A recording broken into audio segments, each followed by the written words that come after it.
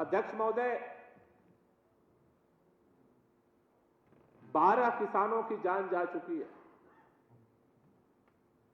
कल मैं सिंघू बॉर्डर गया था, आपने भी खबर पढ़ी होगी। दुर्दशा के दर्द को न बर्दाश्त करने की वजह से कल एक किसान ने अपने प्राण को त्याग दिया। बार बार चर्चा हो रही है देश के अंदर, केंद्र की सरकार और भारतीय जनता पार्टी के बड़े बड़े नेताओं के माध्यम से हमने सुना, कह रहे हैं ये किसानों को बहकाया जा रहा है, उनके उस पर राजनीति हो रही है। राजनीति अगर इस देश के किसानों के मसले पर नहीं होगी तो क्या राजनीति अंबानी और अंबानी की दलाली के लिए होगी? किसके लिए राजनीति होगी? राजनीति इस बात के लिए होगी कि पंजाब के किसान जब निकलेंगे, कह रहे हैं एसोचैम का बयान आया, करोड़ों का घाटा हो रहा है, कौन है जिम्मेदार? पंजाब के किसान, हरियाणा के किसान जब निकले थे तो रामलीला मैदान के लिए उन्होंने परमिशन मांगी थी।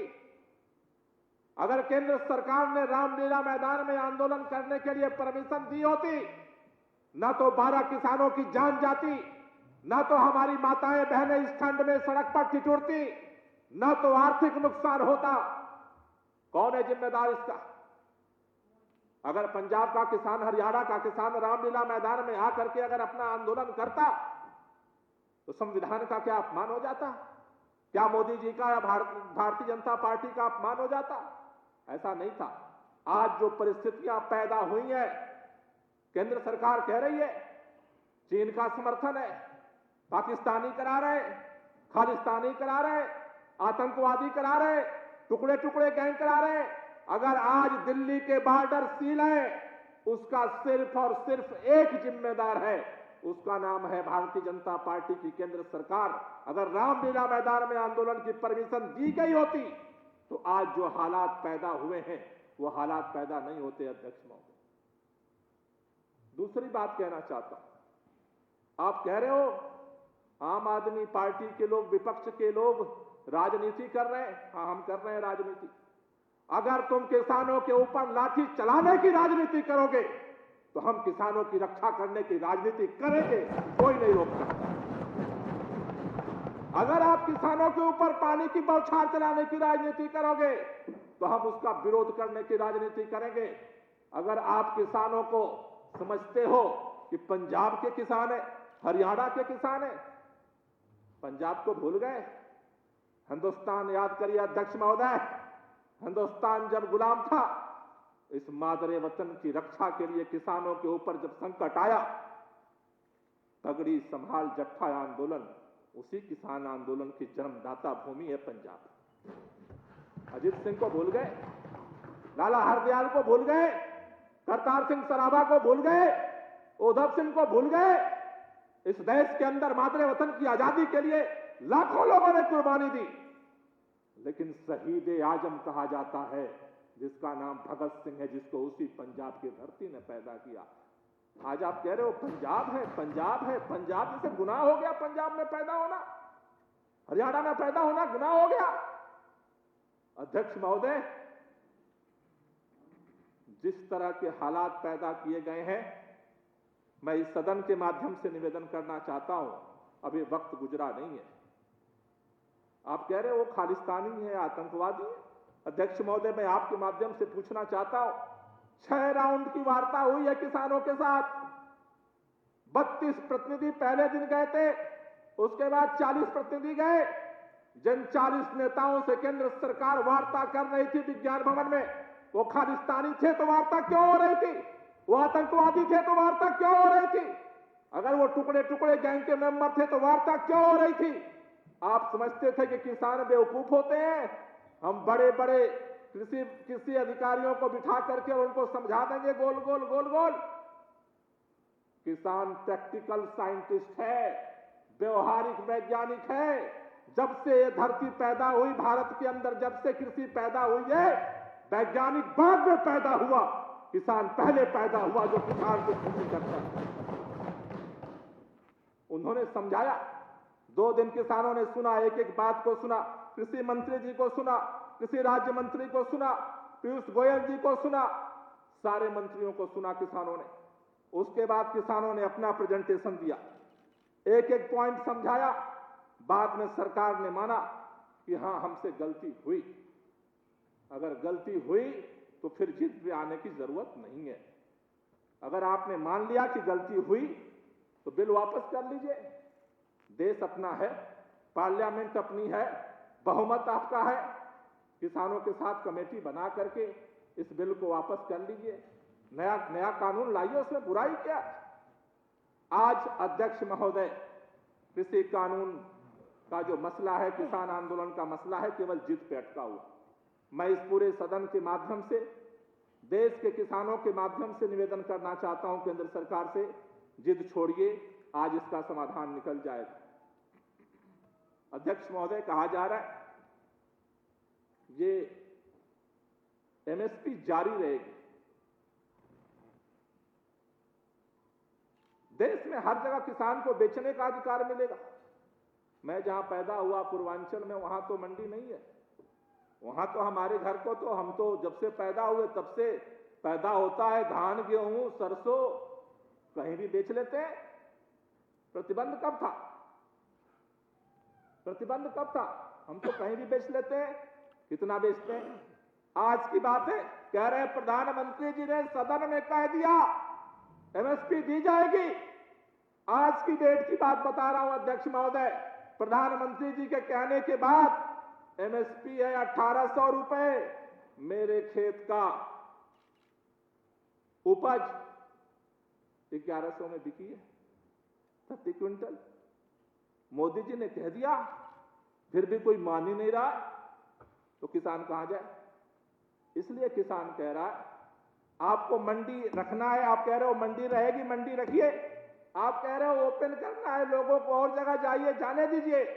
किसान क्या मांग कर रहा है? किसान एक बात कह रहा है कि चाहे सरकारी मंडी हो, चाहे प्राइवेट मंडी हो, चाहे कोई दुकान हो, चाहे किसी का कारोबार हो, जो एमएसपी तय करती है सरकार, उससे कम दाम पर चाहे सरकार हो चाहे प्राइवेट हो, कोई नहीं खरीदेगा।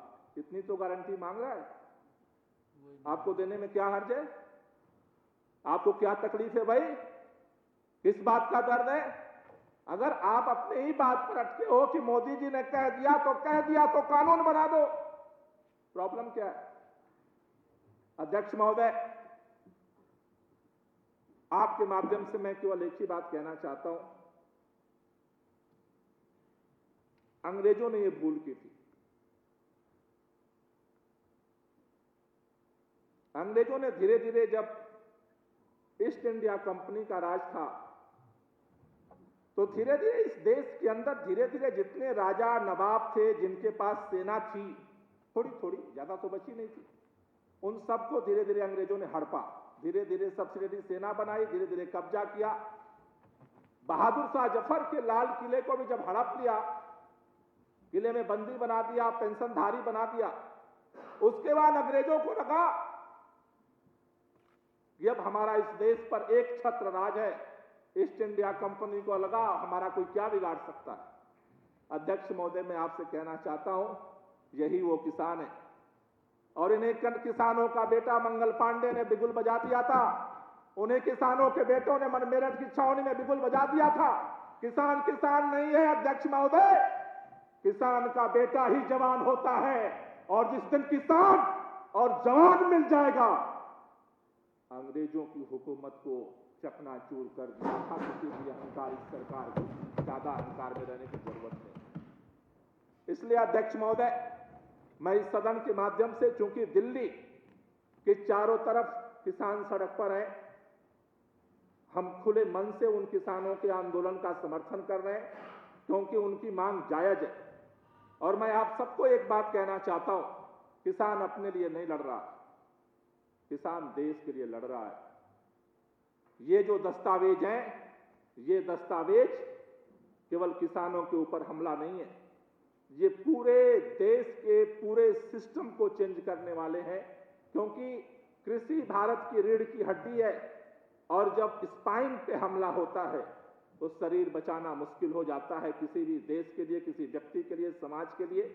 इसलिए किसान आज देश के लिए लड़ रहा, और इसलिए इस मादरे वतन के अंदर जो भी देशभक्त अपने आप को कहता है, इस देश को बचाने के लिए लड़ना जरूरी है।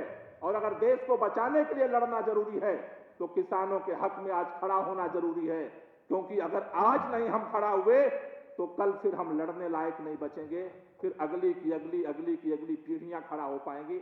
इसलिए अध्यक्ष महोदय, दिल्ली विधानसभा की तरफ से, दिल्ली सरकार की तरफ से, दिल्ली की जनता की तरफ से हम खुले मन से हर तरह से उन किसानों का समर्थन करते हैं। और ये जो तीनों कृषि बिल लाए गए, अभी हमारे माननीय सदस्य कह रहे थे कि पंजाब में इन्होंने ये कर दिया, दिल्ली में ये कर दिया, ये तो दोहरी पॉलिसी है।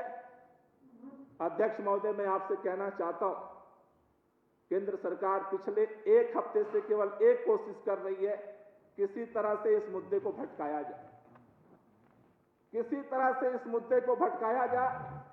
लेकिन सारा कुछ करने के बावजूद आज ये सच है कि जिस तरह से रावण के दरबार में किसानों ने अंगद की तरह पैर टिकाया है, रावण के दरबार को समझ में नहीं आ रहा है कि इस पैर को कैसे हिलाया जाए, कैसे हटाया जाए। अध्यक्ष महोदय, ये देश का पैर है, देश का। यही वो किसान है जिन्होंने अंग्रेजी राज को, हुकूमत को खत्म किया। यही वो किसान है, देश पर जब जब संकट खड़ा हुआ है, लोगों ने, किसानों ने अपना सीना तान दिया। यही वो किसान है। पंजाब पंजाब करते हो, याद करो, जब भी इस देश पर संकट आया उत्तर से, सीना किसका लहूलुहान, किसने पहली गोली खाई, किसने पहले गर्दन कटवाए, उसका नाम पंजाब है। इसलिए मैं दो बात कहना चाहता हूं कि पहली बात कि पंजाब को और किसानों को अपमानित मत करिए। वार्ता के लिए वो तैयार है, बिल को सस्पेंड करिए, वापस लीजिए, वार्ता करिए और समाधान निकालिए। अध्यक्ष महोदय, मैं एक ही बात कहना चाहता हूं कि आज जो ये तीनों कानून पास हुए हैं, ये न सिर्फ संविधान विरोधी हैं बल्कि देश विरोधी हैं। और किसी भी कीमत पर देश विरोधी किसी भी कानून को स्वीकार करना अपने देशभक्ति पर सवाल है। सरकार को अगर आज नहीं समझ में आ रहा है तो कल समझ में आ जाएगा। इसलिए मैं जो प्रस्ताव हमारे माननीय मंत्री जी ने रखा है, मैं उसका समर्थन करता हूं। और विरोध के रूप में ये जो बिल पारित किया है सरकार ने, मैं इसको फाड़ करके सदन में फेंकता हूं।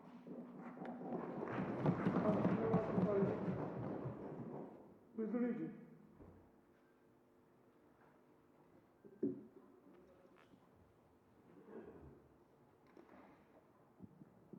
आदरणीय अध्यक्ष जी, दिल्ली के माननीय राजस्व मंत्री श्री कैलाश गहलोत जी ने किसान आंदोलन के संबंध में जो सरकारी संकल्प प्रस्तुत किया है,